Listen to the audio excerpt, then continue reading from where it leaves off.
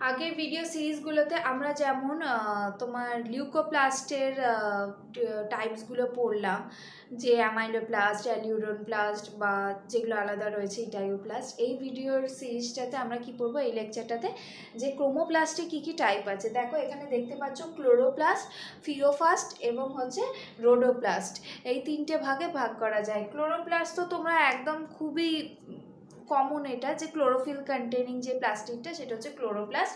এরা হচ্ছে কিসে না ফটোসিনথেসিসে সাহায্য করে।